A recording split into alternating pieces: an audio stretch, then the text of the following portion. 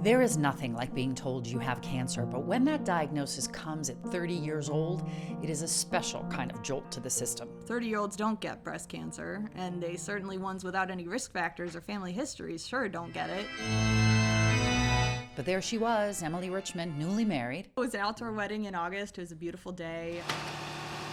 Working full-time in an emergency room at UH. Nathan and I met working together. We're both paramedics. Then, one day, when I was doing a self-exam and I felt something very hard, almost like part of my rib. It was not painful. It was relatively small. She was a hockey player, had won gold and silver medals in consecutive USA Hockey Championships.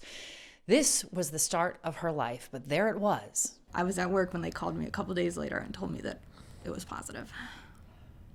It was terrifying. A biopsy revealed breast cancer. Surgery to perform a lumpectomy discovered micrometastases in her lymph nodes. Emily would need further treatment to ensure there weren't more cancer cells spreading through her body. She's a champ. Her special ability is to find the silver lining in things, and that was obviously a very trying time. Immediately, the couple's thoughts went to their future. A year into marriage, Emily and Nathan were trying to have a family.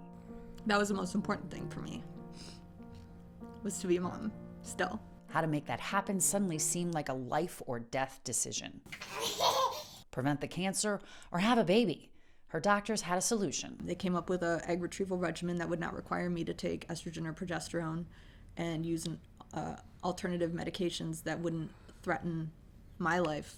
After the procedure, Emily went through chemo, 4 rounds, radiation, 30, and after a year on tamoxifen to block the hormones causing her breast cancer, she and her husband decided Emily would take a break from the medication and try to have a baby.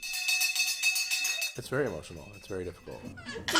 But every bit of it worth the journey. Now we have our little boy, little Warren. He's really just, it's the greatest achievement of my life is having him.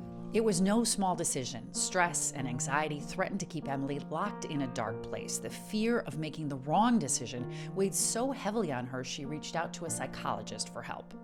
At 30 years old, you shouldn't be figuring out how you're gonna live or die, really.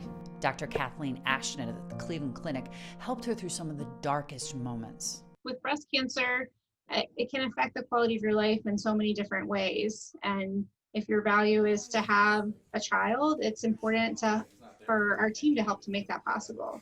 She was very genuine with me on my risks and what I wanted from life. Ready? Okay. What she wants next is another baby. And with the guidance and encouragement of her doctors, Emily and Nathan know it is possible. As her oncologist said, "You've got a lot of life ahead of you." And she hopes for a big family to go right along with it.